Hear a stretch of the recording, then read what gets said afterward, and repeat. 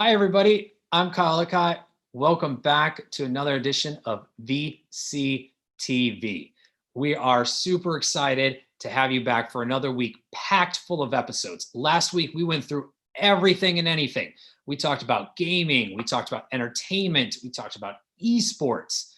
Then got into artificial intelligence, machine learning, data, to manufacturing, supply chains, logistics, and everything in between, if you can imagine that, and leading all the way up to just the general what is happening in the investment landscape with some of the greatest investors in the world, sharing their views and insights on what was happening. But today, we're here to talk about two very impactful industries: fintech, blockchain. These are things we talk pretty regularly here. They tend to come up in almost every conversation we have on VCTV, but today is solely focused on them, their impact, and where they go in the future ahead as we look towards the digitization of the next 10 years ahead of us. Now, if you don't know what's all happening in this space, a quick headlines that we may get into it today. We've got Ethereum 2.0, big, huge infrastructural release coming at the end of the year. We've got big announcements on the US front around crypto and crypto custodies. Decentralized finance is pushing towards 4 billion when only 30 days ago, it was locked in around $1 billion locked away in total value. Huge growth seeing in that sector. Asia put out a ton of news around not just China, but also Singapore with JP Morgan's Project Ubin being launched commercially. We also had Thailand and many other countries come out with their CBDCs, or central bank digital currency projects, or full-fledged, we're going to skip it. Let's move on to just digital payments and see where things go projects. We also have so much else happening around tokenomics. We saw Dr. Seuss come onto the blockchain. Lots happening here, lots to talk about. But before we get started, like we do on every show, thank you to our audience for tuning in. At any moment today, if you have any questions, comments, concerns, drop them in the chat. I'll do my best to bring them up in real time. If not, we're all available on 24/7 social media. Be happy to hear from you and be happy to further the conversation. If you yourself as a founder would like to be on our show, every week we host Startup Leaders Club. Would love to have you share your insights, your lessons learned, not just during the past 6 months, but what you have done in your business, whether it be to business models, fundraising, sales, marketing, anything you'd like to share with the audience. Investors that are tuning in, if you'd like to be on today's show or shows like this and share your insights, open up your thinking and where you're seeing things go, reach out to myself, to the entire LA Token team. We'd love to have you. Now, also, big shout out to Maria and to the entire LA Token team for bringing VCTV possible. If you like what you hear, make sure you give us a thumbs up. Click Kyle Lekai, your host for VCTV. Let's dive in to fintech and blockchain. Gentlemen, welcome all to the show. This is a pleasure. It's Partner Monday. Woo! Excited that you all took time out of your day before your partner meetings to jump in to have a conversation with us and the audience about these topics and where everything's going. I know we've got a lot of things to talk about today and a lot of crossover with other technologies, whether it be AL, artificial intelligence, and ML, a new term I just coined, AL, whether it be in bio and med tech, whether it be in space, AR, gaming, so much to talk about. Let's dive in. Gavin, first and foremost, welcome to the show. A little background, a little introduction on yourself. Sure. Thank you very much, Kyle, and thank you to the LA Token team as well for inviting me on again. I was on about a week ago on an investing one, so that was pretty exciting, pretty illuminating. But happy to be here as well. So my background, for my sins, I'm a lawyer. I apologize now, just get that out of the way. But for the past 18 months, 2 years, I've been developing what I call an X-Tech consultancy. So X-Tech, obviously fill in the blank, whatever the X is, fin, prop, you name it. I'm trying to do a little bit in there, advising a number of startups, investing as well. And most recently, starting what I call a built environment technology practice as well. So this is any new technology platform and or product that's targeted towards a built environment. So I have quite a keen interest through my work with the UCL team, and Alpesh is one of my co-conspirators there. That's not right. co-committee members. And we're looking at a variety of implementations of technology for the built environment, but in particular, one of the things we're looking at right now is dealing with cash flow, which is a big issue in construction more broadly. Yeah, that's a brief potted history of me. Wonderful. Well, since you already passed the torch, I'm going to continue to follow Elfish. Welcome back to the show. Great to have you. I'll let you introduce yourself and a little background as well. Hello, everybody. I'm Alpesh Doshi. I live in London, love tech, worked in blockchain for about 5.5 years after I met the Ethereum team. They shared our office for a couple of months back in October 2014. I love emerging tech, so blockchain is great. I'm a techie by background, working on building ventures. So we have a venture around data fabric and data and AI, and ventures around custody and tokenization, where we see massive growth. And obviously we've seen hype and we've seen depression, and I think we're coming out the other side, but I reckon it's going to be 18 months to 2 years before really getting that scaled growth to happen. Apart from DeFi, which is odd, but hey, we'll talk about that, I'm sure. Awesome. Well, welcome back to the show. Mark, my main man, the blockchain grandmaster from the Pacific Northwest. Oh. There you go. That's your intro for today. It's Monday. I'm having a little fun. So okay. Go ahead. Oh, thank you, Kyle. I think I just grew a couple of inches. I think I'm feeling so much more important. I need you on a Monday morning, please. Absolutely. Yeah, Mark Eberstein, last name gives it away. Originally from Germany, but living in the US for more than 20 years. Here in close to Seattle. Most of my career in the interface between IT and business, and a retiree from Microsoft, or a refugee, whatever you want to call it, 10 years ago. Started about the same time investing. I run a consulting company, wrote a couple of books about the impact of technology and business success during that time, and put my money where my mouth is. So invested in angel startups for about the last 10 years, now a little bit less than 10 years. I'm a member of the Alliance of Angels. Bill Gates' father founded it here in the Seattle area. We're investing in companies north of California. I'm a member of the Swan Fund. We're investing in North American companies. And I'm also a co-manager of Codex 3. That's a group of angels and super angel investing globally in blockchain technology. So personally in the blockchain space since about 2014.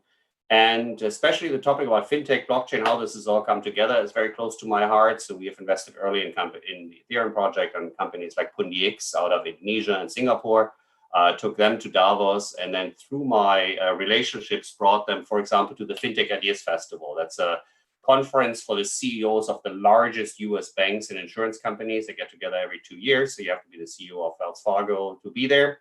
And we brought a couple of our companies there as well and I was invited to facilitate the conversations about blockchain, how it's all changing. And it's really interesting to see between 2017 and 2019, and of course where we are today, how fast the adoption of the technology has changed. And I wrote an article about that. Wonderful. Welcome back to the show. Steve, same to you. Welcome back. Also a little intro, a little background. Hi. Thank you very much, Kyle. Great to be back again.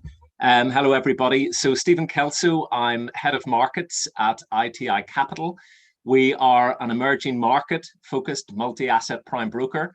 We have a pretty big interest in specifically Bitcoin, but right across the digital asset space. We are an authorized participant in the BTCE GY exchange traded product. It's the world's first centrally cleared exchange traded product on Bitcoin, trades on the Xetra Deutsche Börse. We also do custody of Bitcoin within our FCA regulated broker dealer. So we would love to hear from you. Thank you. Wonderful. And what was the name of the BTC thing again? BTCE GY is the ticker. Trades on Xetra. All right. That is a tongue twister, but nonetheless, I want to hear more about it. Noble, coming down from the stars just for today's episode. Welcome back to the show. A little background and introduction. Hey, Kyle. Good to see you. Yeah, my name is Noble Dracone. I run Dracone Capital Partners. We work in the startup space. We like gaming, blockchain, DLT, fintech. We just started a fund with our accelerator partner, M Accelerator. It's called M Accelerator Venture Fund 1. I've been in the space since I bought my first Bitcoin for $300 and rode it up to 20 and watch it go back to 9. So it's a space that has been very excited to be a part of. And since we're really heavy in gaming, we've been really excited to see a lot of the kind of DApp games that have evolved, as well as a lot of the fungibility that the blockchain is doing. My background for the last 26 years has been in both the brokerage industry as well as running hedge funds. I've written several books on trading and investing. And so this space is really, one of the areas where, we went away from having tons of different currencies when the euro collapsed, all of the European currencies, to then seeing the blossom of all these different blockchain tokens and DLT. So for me, I think it's like a second renaissance for the industry. Absolutely. And we're going to be diving deep into that here in just a little bit, along with on the gaming side. But last but not least, the man or the robot, it's still yet to be determined, but nonetheless, the grandfather of artificial intelligence, who I'm giving the title to, that's not necessarily an official title. There's an asterisk there. Gary Fowler, welcome back to the show. Little intro, little background. It's good to see all the friendly faces here today. What can I say? I've been doing startups and technology for over 35 years, and I just love artificial intelligence. My largest exit was with Click Software. I was on the original management team, sold in August for $1.35 billion to Salesforce. So that was a little company out of Israel that they took global. 4 years ago, I was on the co-founding team of Eva, which is an AI company that we started. Technology came out of Russia. It's about a $700 million company today. So, I love AI, and I also, in the space in blockchain, we need to talk about things like encryption and security and how we can retrieve that information quickly, and also keeping the AI straight with blockchain. So I believe that, as part of this digital transformation, which we talked about a lot of times on the show, Kyle, we're at the new age, and we got to transfer this data around very quickly. We got to make it sure it's very secure, and artificial intelligence gives us another key to be able to do that. So absolutely. And happy to have you too. And with GPT-3, as you and I have talked about, and you've also written a really good article recently, just the mix of that type of artificial intelligence into the world of fintech and blockchain could be very, very revolutionary. It's something that we should look at embracing as it evolves, but also something to be mindful of as to what opportunities it can bring and maybe push away as well. But gentlemen, all welcome to the show. Excited to have you and dive into each of your subject areas, which is why I kind of want to start this conversation off today as to your view as to what's happening in these spaces. As we mentioned pre-show, and that's a very big question, so feel free to go big with it. But as we talked about pre-show, a lot has happened. Each of you focus in different areas. A ton has changed in the past 6 months. And if anything, we saw the digitization flourish or really accelerate beyond means. 2020 was already looking like a big year for both fintech and blockchain, but instead it turned into be a mega big year. And we're still just over the halfway curve and still have a few months left in the year, which anything's game on at this point with what we're seeing. I mentioned a few headlines of big changes that have happened just in the past week. It seems like week by week, more changes in this industry. With that being said, I'd love to hear each of your views on what's happening in both in fintech and blockchain as well. And Gavin, since you're the newest member and on my episodes here at VCTV, I'm going to let you kick us off with your view of what's happening in the spaces, and we'll go from there. Wow. Okay, stars are going to go on. I dropped the new guy in it, I suppose, isn't it? Wow. Well, a lot. I not to sound trite, but a lot is happening, and a lot happens every day. I think there is beginning to be a little bit of a shift away from fintech-focused startups. Yes, there are still many out there, but I think on a practical view, you need to ask, how many different ways can you electronically pay for the same thing? Well, one, surely there's whatever electronic version you have is how you pay for it. from a consumer point of view, do you care? Do you care it's MasterCard or Bitcoin or anything else that's behind it? No, it's just paid. You don't care.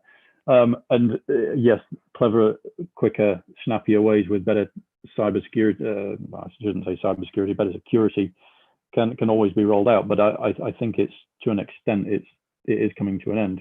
But that means that all that talented focus, all that problem solving, all that clever software engineering mind is now being focused into other areas. And I've seen a bit of a takeoff in prop tech, certainly. And you can consider that fintech as a store of asset wealth.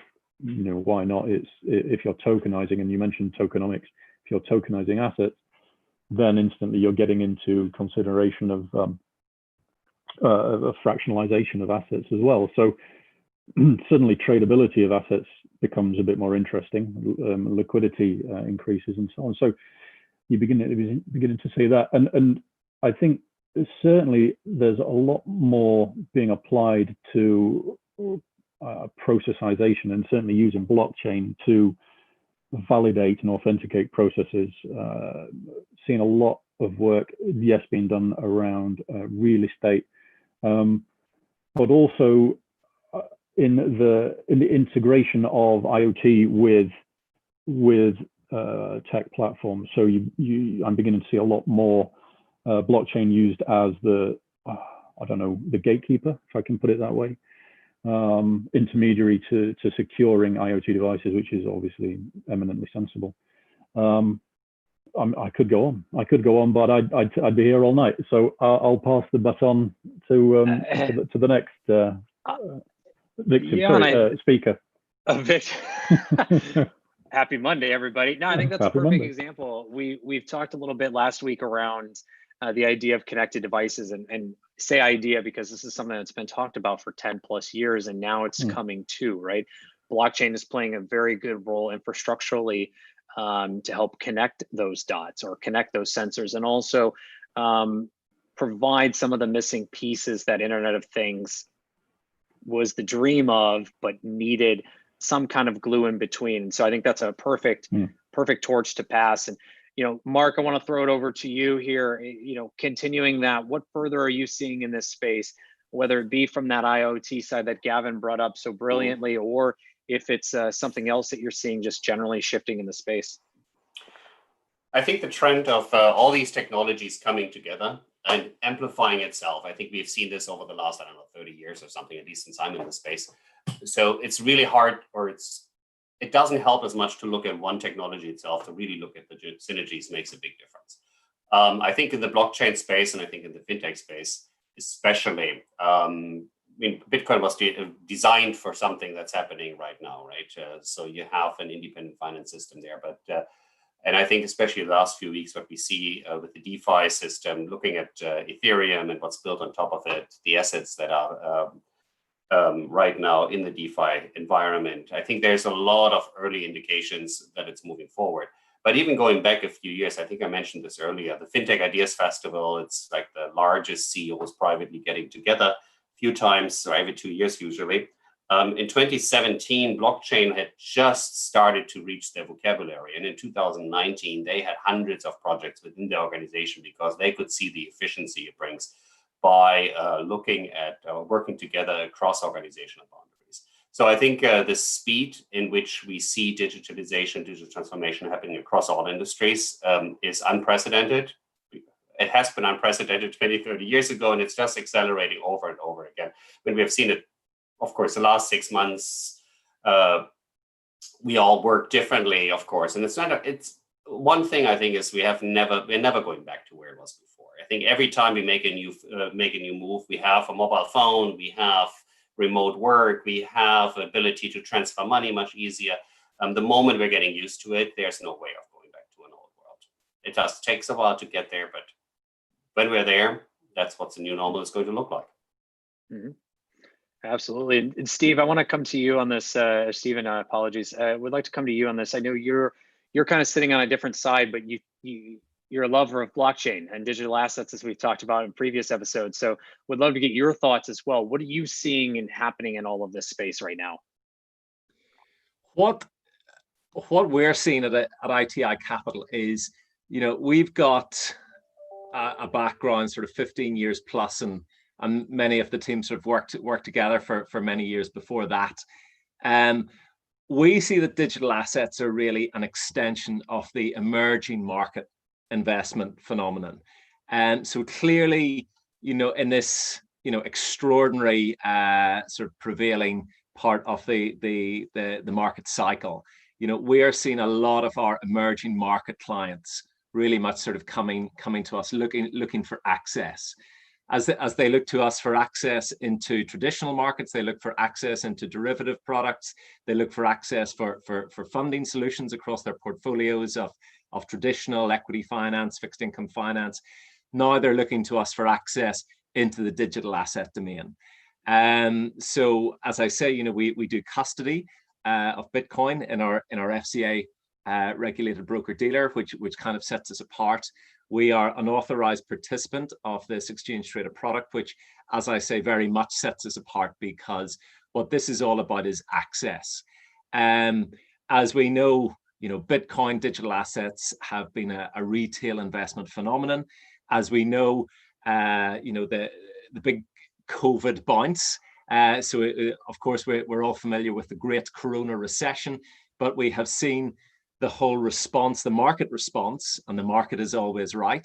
We've seen that playbook unfold at a much accelerated rate to what we did coming out of the GFC in 2008, 9, 10.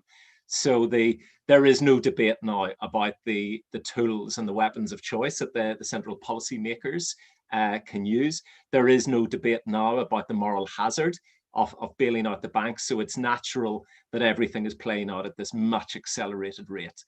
And so for us, we've got a number of push and pull factors that are very much leading our institutional clients, family offices, high net worth individuals, wealth managers, asset managers, hedge funds. These are the type of people that are very much coming to us for access into this. So much as I say, platforms like Robinhood, giving fractional ownership to the big high value shares like, the Amazons, the Apples, these multi-$1,000 shares, those have actually historically not been available for a large part of time to retail investors, simply because it's so much money.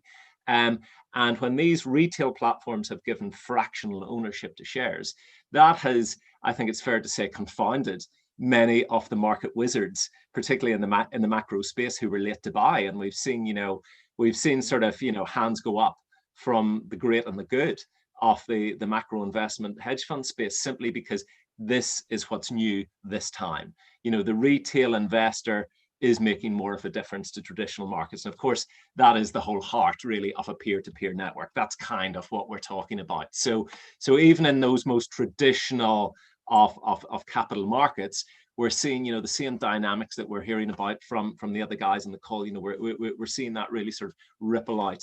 And of course, financial markets more than anywhere.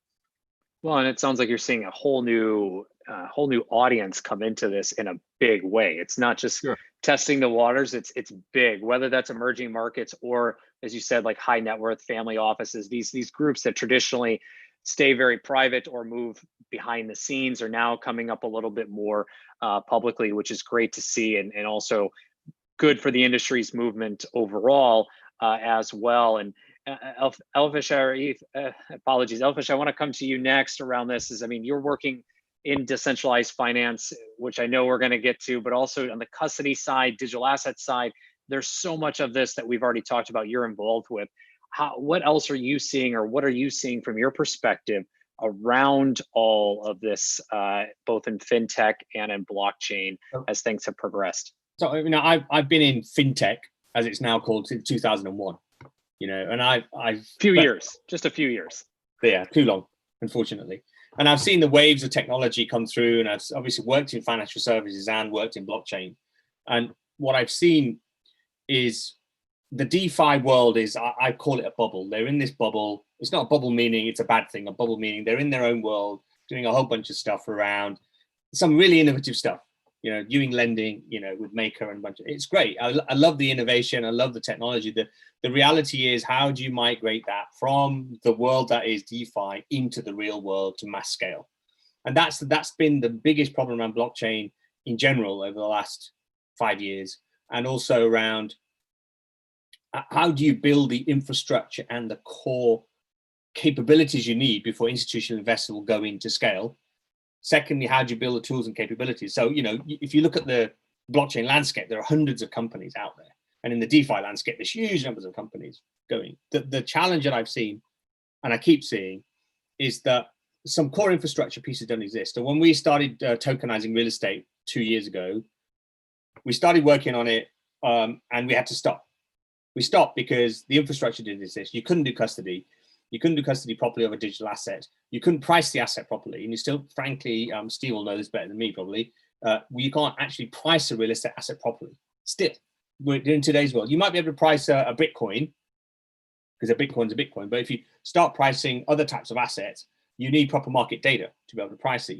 There's a bunch of different pieces you need. And then obviously you need a tradable market. How do you actually trade, in this case, a tokenized real estate asset in the market? Where can it be traded? It can't be traded on Coinbase or Binance, right? That market doesn't exist. And because they're non-fungible, how do you build a non-fungible exchange, a non-fungible place to trade a real estate asset? So I'm optimistic and I'm positive about the stuff, and I love it because I'm in it. But what I look at is, how do we get institutional investors to scale to adopt this stuff? Now, you mentioned at the beginning the OCC saying that large organizations can actually do custody.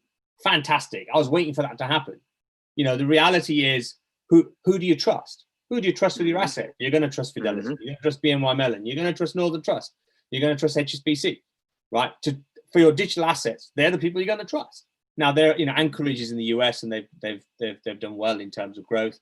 But the reality is, unless these core infrastructure pieces are in place to be able to do the value chain of what traditional financial markets have been doing for 30 years, none of this stuff is going to scale. And that's my challenge: is how do you get there? How do you make that happen?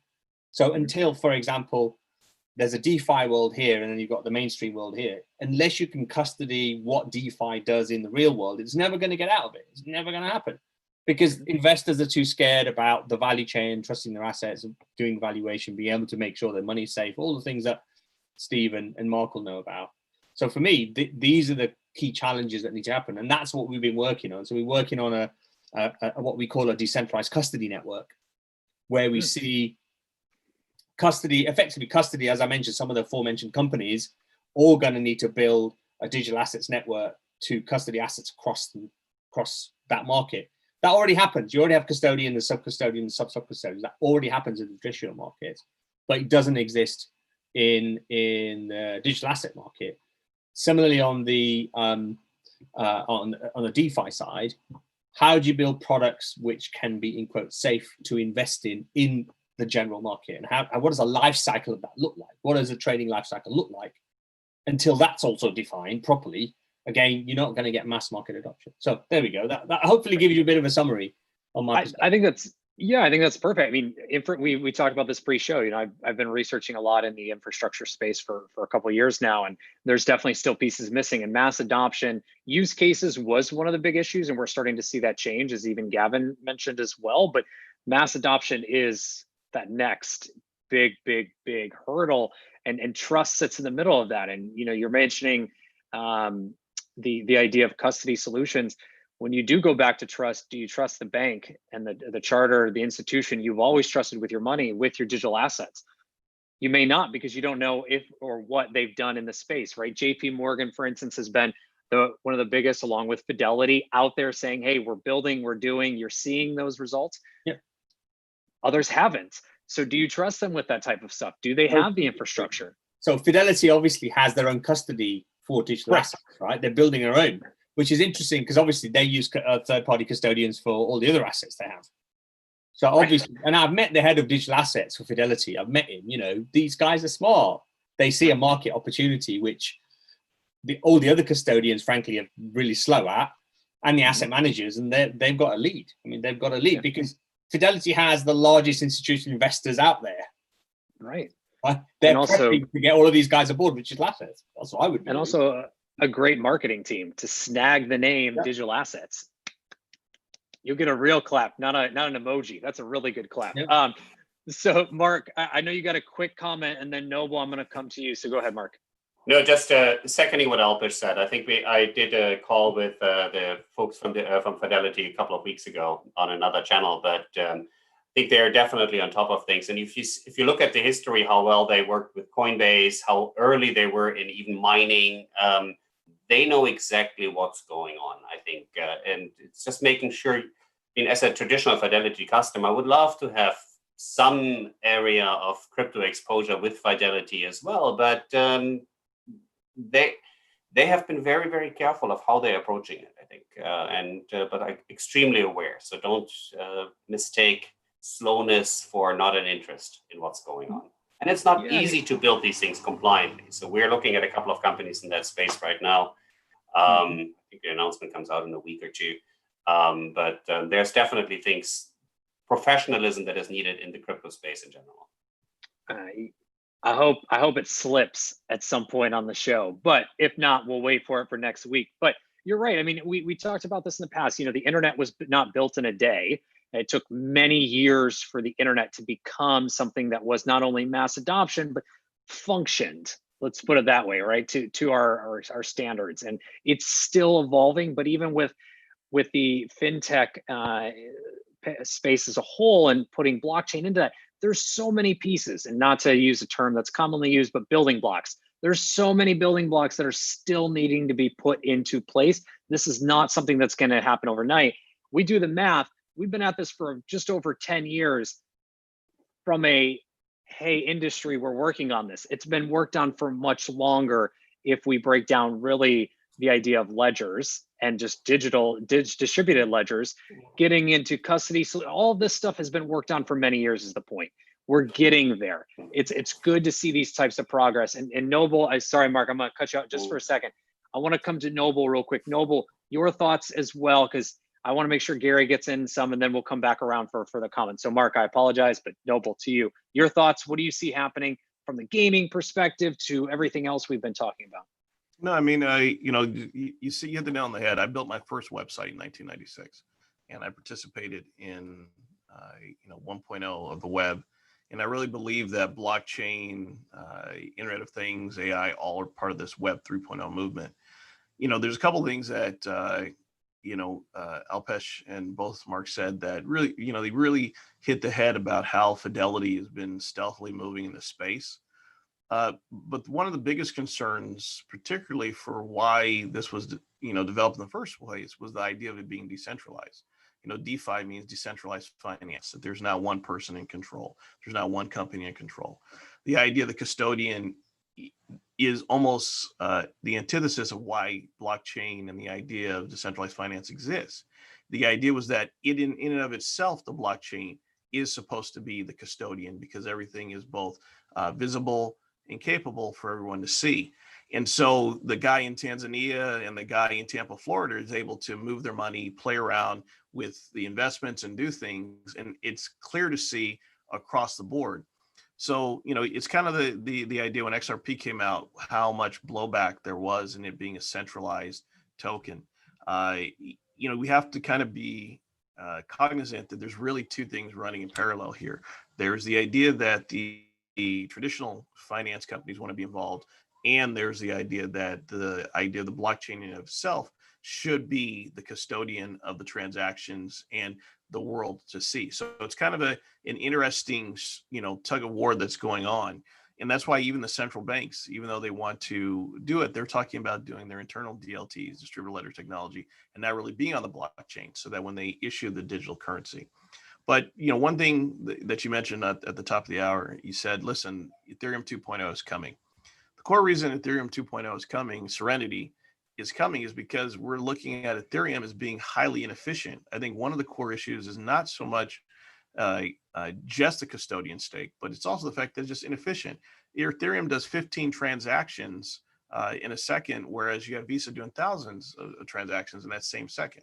So we're still at a bottleneck in the ability for the movement of this information and capital. So there's like a lot of you said it, there's a lot of blocks in this idea of creating what the image of what DLT and blockchain looks like, as well as fintech and decentralized finance. I just think that we as a group, and our focus is really on the idea that where do you have the least resistance and the least path of problems where everything is digital, and that's why we focused on gaming. We know that real estate's been struggling for a long time, trying to integrate with blockchain, but there's a lot of laws and regulations that have to catch up with that too. We had the whole issue with the collapse of mortgage-backed securities, in which they were literally throwing paper back and forth, creating these documents, but not having the proper paper tied up. So I think that, while there's a lot of movement and investment in all of the fintech space and the decentralized finance space, it just hits a lot of resistance with regulations and laws. And that's why I think over the next 5 years, we'll see this all finally coalesce into something that we can hold on to. But in the meantime, our whole entire energy has been in the gaming space, in which we're using digital assets to create them fungible so that people can trade them and sell them. One of the, I think it's $7 billion is moved back and forth in internet gaming, period, for betting. And DLT and the idea of the blockchain is really starting to integrate there. So there's a couple places that we're looking. We love Engine, EINJIN, which really allows the ability for replacement of objects in multiple games and being able to be codified on the blockchain so people can actually sell them and then put them in other games. So there's a lot of good places to be. But yeah, the rest of the landscape is just messy. It is. And I think, you bring up the point about regulation and potentially seeing that change in the next 5 years. That's huge for our audience listening. I mean, the idea that something that huge can shift in 5 years is big. And a lot of this stuff is already in movement. We just don't hear about it as well, right? That's the very unique part about this, is some of us think that nothing's happening. We're the first to think about it, but really people have been working on these types of rules and regulations for years. And it's just about time to start bringing those to light as the technology is catching up, or to Elfish's point as well, is that adoption is starting to gain traction, whether that's at a mass level or growing towards it as well. Gary, to you, your points and thoughts around what's happening in this space, both fintech and blockchain as well. Yeah, so there's 3 points. First point, I agree with Mark that, really the Germans have a phrase, Gestalt, the sum of the parts equal the whole. So tying this all together is absolutely important. And, the efficiencies of the system have to come, and it's happening today, whether it's IoT, it's security, et cetera. And Alpash is, on target in terms of where we are with the digital transformation. I was working with a company called Propi. We did cross-border transactions on the blockchain, because look at it today. Here we are, we're online, as we've talked about many times in Zoom, but what if I want to buy a house in China today? How do I go about buying? I want to buy a house in Maldives. How can I do it? And how can I securely transfer my money and do it very efficiently and not get rocked with huge costs? So being able to do those kind of cross-border transactions as part of this digital transformation, it's critically important that we increase the efficiency of the system. The third point I want to make, and we haven't talked about it yet, I wrote an article in 2017 with the former chief security officer at Apple. And I have some serious concerns about it, because we look at the blockchain, but I'm not seeing, if you look at the transactional part of the blockchain, yes, it's encrypted, but when you get those private keys, it opens up, and there's a lot of data that's been stolen. We need to take artificial intelligence, as you know, I'm a proponent of AI, and we've got to go down through, and we've got to use a combination of being able to deal with the encryption with artificial intelligence. And if we don't start doing it, we're going to have a lot more data loss and a lot more challenges to the system. So 3 things: bringing it together, 2, the efficiencies of the system and digital transformation, and 3, security. We need to focus on security. I think you're right. I mean, security is probably the last thing most people talk about when the word blockchain comes up. It's also the very first thing that people talk about when fintech comes up. So it's a very interesting gap in that. And you throw AI in the middle, let's hope for the best. I mean, you know more than us on where that plays, but it is very unique how those sit on very opposite sides of the spectrum. You can take the AI can deal with encrypted keys, right? So you can deal with encrypted keys with artificial intelligence. You don't have to open it up. You're lessening the chance that somebody's going to steal that information. That's where it is. That's a very cool startup idea, by the way, because I don't see a lot of people in it. Free idea for anyone listening. And Gary's the one to talk to if you do it. Alpesh and Stephen, do you guys have anything else to add on that around the security? I saw both of you shaking your heads. Any thoughts or further pieces around security? So, I mean, on the security front, one of the biggest challenges is, the biggest challenges have been around key management. Key management is one of the biggest issues. Now, there are a bunch of startups that have emerged in the last 2-3 years to say, well, we don't need keys anymore. It's a pain in the arse managing keys and managing keys securely. And people have tried hardware stuff, software stuff. And I'm sure, some people on this call will know some of the companies that are out there. The thing about security is a technical problem in the sense that trying to figure out how to manage keys better is a basic, but that doesn't give you custody. So one of the big things I've seen in the marketplace is people say, we do custody. What they really mean is we do key management. They don't do custody, they do key management. We're two separate things, right? It's two separate things. Custody is not key management. And there's a mix, there's a big misunderstanding, put it that way, in the market from my perspective, that those two things are the same thing. So I just wanted to emphasize that security is important. It's not just about key management. And custody is not key management. Yeah, and I think that's a good segue. As go ahead, Gary. Yeah, Alpesh. I think what you're talking about is dealing with the data in the encrypted state, not having to have a key. I think that's what you're talking about, right? Well, I don't want to start solutionizing right now, but that's one of the Achilles heels of blockchain is having keys and wallets, right? This is a long conversation in terms of what solutions are out there, but it's very interesting. But it's a good. I'll interrupt in between both of you because it's a good conversation. I mean, for the future, it's a good conversation that needs to be thought through for many reasons. Thinking about this on a mass adoption scale, that needs to be solved. It should not be a question, right? Going back to choosing your bank of where you want to put your money or where you want to put your assets, it should just be choosing. You shouldn't have to think. It has to be seamless.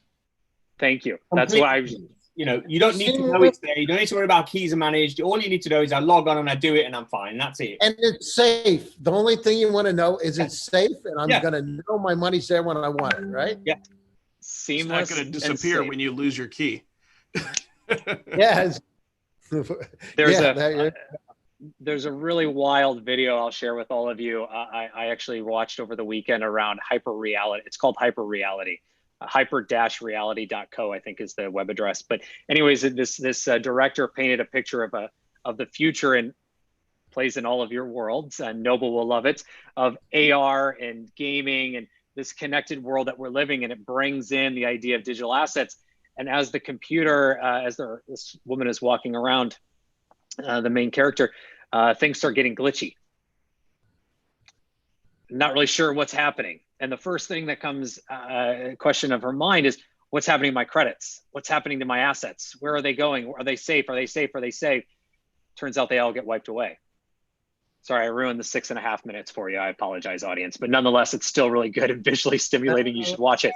But to that point that is a question. That is the future. When it comes to the future of fintech and digital assets, all of us have that question: is seamlessness and safety. What is going to happen if things don't go correctly? So with that being said, let's go to the next big section of today's conversation. What does the next 2 to 3 years hold for fintech and blockchain? We can look a little bit further into the 5 years, but let's look for the next 18 to 24 plus months. Where do things go? A lot has happened in 1 week in these two industries. And a lot is a minimal way to put it. It continues to change so incredibly aggressively.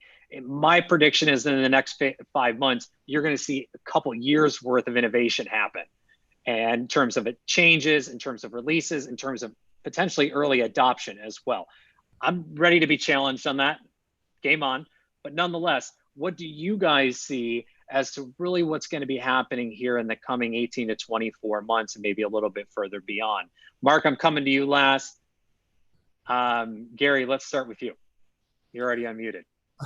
Yeah. So, I mean, we've talked about this, right? So I think in terms of these robotic processes, the security being installed, being looked at, being able to understand that we're going to have a safe environment for these transactions to take place. I think what's going to happen is we're going to be talking more about transactions like Propy, which is a cross-border transactions, things that are now safe and secure, sending money anywhere, anytime that I want to do it in a safe way. I think that's going to happen a lot. So it's really this whole digital transformation has also put a fire underneath anything with fintech and blockchain to be able to make things move faster. And we're going to see that happen. You can already see it. I mean, you go to the bank, look at the reduced hours. I mean, they're forcing you to do online banking. They need to have more secure systems in place to be able to do it. It's already started. COVID has forced that to start. Absolutely. Alpesh, you're already unmuted, so go for it. Yeah, I mean, so, what makes change happen faster is a market event, a market change, something that needs, something that's going to drive change because of a market need, right? So I'm extrapolating, I'm guessing, right? But let's assume the real estate market, COVID has changed the way people are going to work. i.e. they're not going to spend all their time in offices. The home working is going to definitely transform. Now, if you imagine the real estate market and you look at how, real estate is a huge business, commercial property is a huge business, right? So if you look at the market dynamic, all real estate is going to get devalued, or commercial real estate is going to get devalued. Obviously, logistics is not, because that's going to grow. But commercial real estate, office space, massive devaluation of the market. How do you shift a business model? Well, you could look at tokenization of real estate asset. That could provide different investment vehicles, different investment products that you could create on the back of it.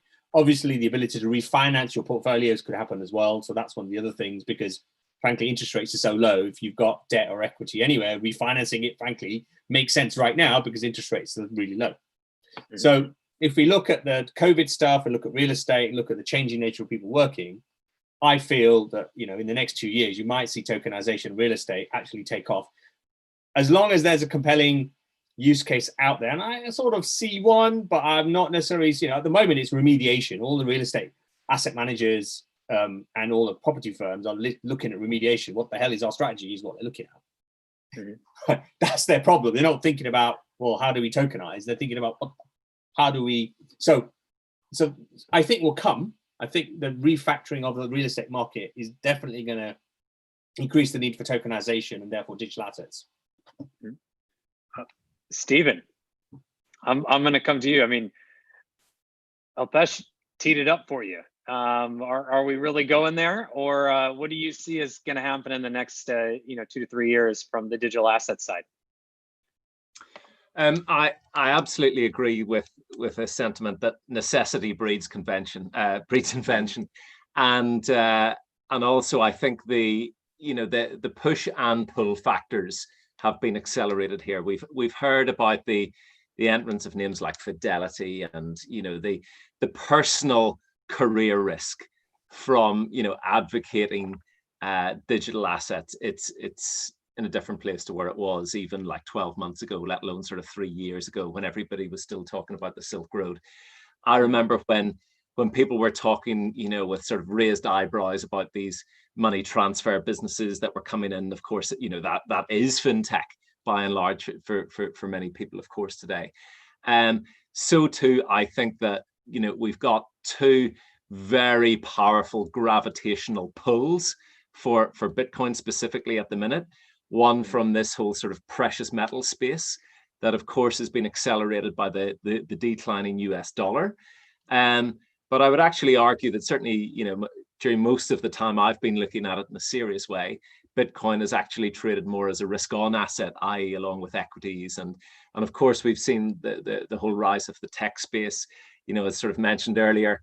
If you've got any appetite for assets that are off the charts of fundamentals and the price action has already gone parabolic, well, there's always a risk management argument for diversifying a little piece of some of these big tech names into something that has gone parabolic and has spent the last 3 years consolidating to levels of 50%. So the market forces for me are pretty clear. The risk reward of the personal career risk from those involved in the markets is also, it's in a different place to where it was.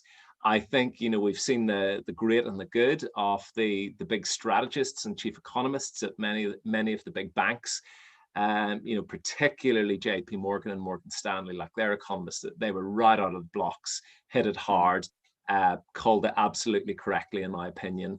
And, people, this whole return of inflation argument for people like me who've got the gray hair, the gray hairs and the bald head, we've been around for so many years in markets, it's a very relevant dynamic, this whole return of inflation. Nobody's expecting it to kick in anytime soon, but 18 months, 24 months forward, there's a very real strategic place in portfolios here. You don't have to go to the sort of modern portfolio theory. You don't have to follow the endowment model to see the benefits of that.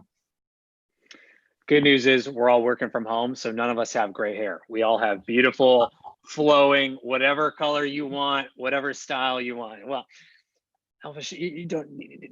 It's just it's the look. I get it. It's the look. You put it together. Zoom backgrounds do wonders for everybody. Maybe I'm respectable now. Look, respectable. There you go. See, you're well established. There you go. So with that being said, Gavin, thank you, Stephen. Gavin, to you. I mean, where do you see this going? You talked a little bit about prop tech. You talked about construction, which, I mean, the entire back office of those two industries as well, I can almost believe are going to get accelerated and digitized in the next 2 to 3 years, leveraging blockchain. I've seen a number of protocols, methodologies, including Baseline and a few others that are out there focused on the back end of these things. You've got the traditional ERP systems that are coming in. Stuff is happening. Throw in IoT. Let's roll the dice. Let's hope that this really comes together in 2 years. But what are you seeing happen in the next 2 years? I think in many ways it's a practical question.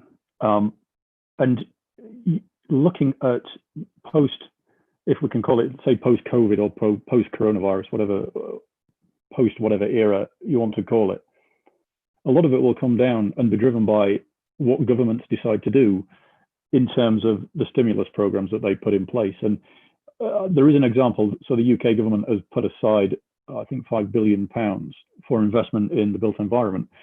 A lot of that is targeted at technology and technology solutions for the built environment. So if you suddenly have a lot of effectively free money available, that will begin to dictate, necessity being the mother of invention or money being the mother of startups, will dictate what they do and how the technology develops. And I certainly see crossover with blockchain and IoT. It's inescapable. It's the obvious next step to creating digital representations of the real world, which is ultimately the next step in, I don't know, the web of everything. Internet of, not just Internet of Things, but almost a web of everything. And that's my instinct is certainly down that practical solutions and solutions that give people jobs in a very crude basic economic requirement. You certainly don't want people sat at home doing nothing because they were let go from, I don't know, the manufacturing job, the restaurant, hotel, hospitality job, whatever it may be. And I do see problems with the fintech space. If I can just cast a storm cloud on an otherwise very silver-lined discussion, I think the regulators are playing catch up. And my concern is that they'll begin to take more interest in, particularly in tokenization of assets, and particularly real estate. And I know the Propri example, and I think it's a great example, international property deal settlements, shall we say. I think that might come under more scrutiny, because certainly regulators will begin to say, well, where's this money coming from? Where's it going to? Can you show me? And can you demonstrate you're compliant with KYC, AML? I forget what it is in the States, counterterrorism funding, no, something like that, CTFC, I forget, too many acronyms. And there will also be a question, if assets are tokenized and then fractionalized and then sold, there's a lot of question marks around, okay, who owns all those fractionalized tokens, and can you demonstrate in any sort of ledger who owns that at any given point in time? And you would have to be able to do that for certainty, asset ownership certainty. Governments don't like uncertainty. They don't like any sort of question mark. So as soon as you start introducing them, even though it's a fantastic solution and it resolves liquidity problems in the markets for illiquid assets, property being a great example, regulators will become nervous because they don't have the tools to deal with this new reality. I agree with Alpesh as well, the drop in commercial real estate value, but that in and of itself creates a problem for the banks who are backing and own the debt of commercial real estate. So now you've got another problem, and have you got another banking crisis, and now the bank's going to turn around and ask the government to be bailed out yet again? Well, I think Steve mentioned that the moral hazard in all of that, and I'm not so convinced it is resolved, because will the taxpayer stomach yet another bailout? And you come back to a problem of too big to fail. Well, right. If you're too big to fail, surely you're too big. The logic of that statement is surely clear. So you've got a lot of problems on that side. So then you have to put that to one side and say, okay, what can we positively do? What can we proactively do? And you come back to the practical solutions for, addressing whatever stimulus package the government's put together. Well, and technology, I mean, let's looking from the technology perspective, I think that's where you were saying like technology comes in. So the whether it be blockchain, whether it be the Internet of Things, there is a technology component that plays a very big role in pending crisis situations. I'll just say that because a lot of things infrastructurally, as we have talked about, need to be advanced, right? They're a little shaky at the moment, and I think you're bringing to light a few others as well. And Noble, I want to come to you. I mean, gaming, blockchain, fintech, super quick. I apologize because we're coming to the top of the hour, but where do you see things going in the next 2 to 3 years? No need to apologize, Kyle. These conversations are so good, and I learn a lot. You listening to Alpesh, I love listening to Mark. It's a really good opportunity for all of us to kind of talk on this topic. I think that the core of it is we're overly Western focused in our assessment of what DeFi and fintech really looks like. The same thing when cell phones came out. The reality was, we're fixated on 5G and 3G, but realistically, Africa had no landlines. Africa is one of the largest growing markets in the world. And immediately they adopted cell phones faster than anyone else. And to be frank with you, they already were using bank transfers on cell phones in the 90s. This is, part of their culture. Of the top 10 countries who have adopted cryptocurrency, 5 of them are in Africa, South Africa being the largest. So I think that a lot of our attention is really focused on the Western world and the Western infrastructure, rules and regulations. But to be sincere, the countries in Africa haven't even caught up technically at all to what they imagine what cryptocurrency should be. And in fact, the people are driving the adoption. And so I think that when we look at the fintech, and especially in the next 18 to 24 months, the real world issues that are dealing in what we consider third world countries are forcing the rest of the Western world to pay attention to how important this is. Countries are dealing with hyperinflation, regardless of whether the dollar is running into stagflation or is losing some strength. All throughout Africa and parts of Asia, their currencies are completely tanked out. And the flight to safety used to be gold. I've been a trader for 26 years. Immediate flight to safety was gold, silver, and those have kind of almost plateaued. Yeah, there's been some movement in gold, some movement in silver, but back when I started in trading in the 90s, these would be actually in the $5,000 to $10,000 range. In fact, the introduction of cryptocurrency has diffused all of that concentrated pressure that precious metals once had. And so in the next 18 to 24 months, I believe all of the leaps and bounds in adoption in both decentralized financing, cryptocurrency will happen primarily in Africa. And that will actually set the stage for how people want to regulate. And it's telling because as they adopt, the global world, who's kind of been shut out, really the only way to invest in Africa for years, since colonialism, was you had to fly there. You had to literally have boots on the ground and interact and operate with people. The fractionalization allows individuals, and tokenization of an entire continent's economy is going to allow everyone else to participate. And so there will be a new renaissance that will start within the next 18, 24 years in places like Africa. China made the first step, but cryptocurrency and decentralization is going to allow everyone else to participate. Yeah, and China and Asia in general is making some huge strides, and it's no longer just headlines, it's action. If you haven't had a chance to check out the 145-page blueprint they released recently from out of Beijing on what they're looking to do in the next 2 years as a blockchain hub, there's 12, I think, give or take, actual use cases where they have tested things, they have real insights and metrics based on. It's just a tease of what's to come. And you look at Project Ubin, I'm calling out two very big announcements that came out that are pretty fundamental. Project Ubin with JP Morgan, Tessamic, and also Singaporean government. That rolling out commercially is another good example of like these things are happening. And Mark, I want to come to you last here. Your thoughts on the next 2 to 3 years as we come out looking at these technologies. And I want to come around for everyone's closing thoughts. Go ahead, Mark. Just building on top of, I think, what the folks already shared here. I think Bill Gates said at one point, we are overestimating what the change that's happening in the short term and underestimating the change that's happening in the long term. I'm not sure right now if that's completely correct still. But I think Gavin made it quite clear that we are going to see change in governments and financing and how big organizations work or can work.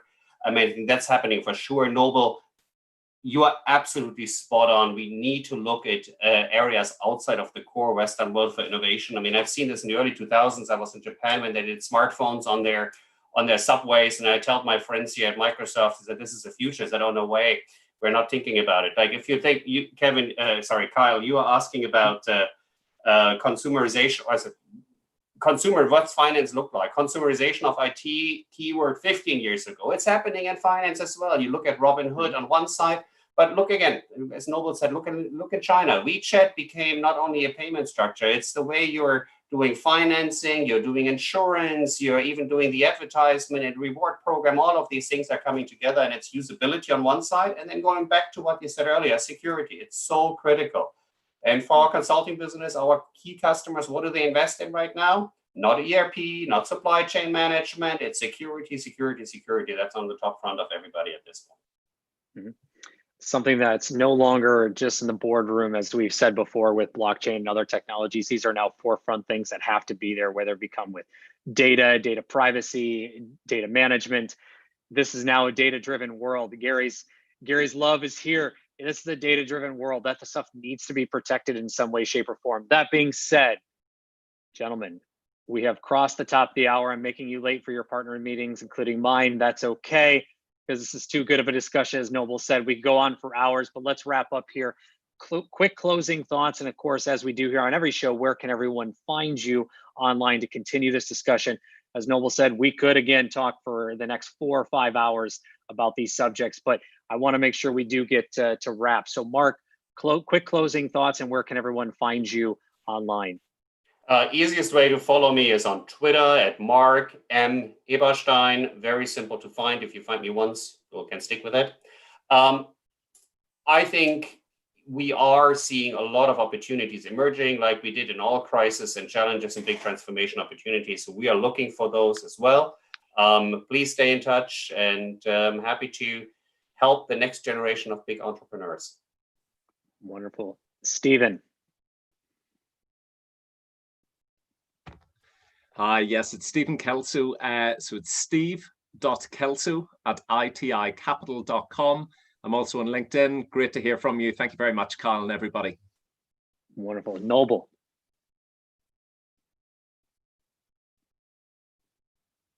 Oh, Yeah, sorry about that. Yeah, so it's easy to find me on LinkedIn. Noble Dracone. Mark convinced me to start giving out my Twitter handle, so it's just my last name, Drakoln. So at Dracone to reach out to me, and I think that this is the place to be. I don't think the payoffs are going to be the way people assume, but immediately. But it's one of those things that 20 years from now, it'll be a drop in the bucket as far as thought. These conversations will long be resolved. Absolutely. And that being said, I think GPT-3 is going to drive them all. But Gary, closing thoughts, and where can everyone find you? Yeah. So, I was at the beginning of the e-commerce revolution. We built the websites for Delta and American Airlines. I started one of the first consulting companies. This is very similar to that exact time. We were having these exact discussions then about how things were going to change.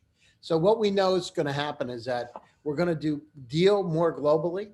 We're going to be much more efficient, and we need to be a lot more secure than we are today, so people feel safe about making those transactions. So the digital transformation is among us. You can reach me, Gary Fowler, at LinkedIn. I'd be happy to do whatever I can to help, and go out there and get them. Stay positive, and the glass is half full. Thanks. Get shit done. And get There shit you done. go. That's always I'll- get shit done. I'll finish it for you. Gavin. Thank you. You're welcome. You're welcome, Gavin. To you, closing thoughts, and where can everyone find you? I know there's a lot, by the way, of our audience that's looking at the construction and prop tech space. So it's good to know where they can find you to connect with as well. Sure. LinkedIn, always the best. Just search my name.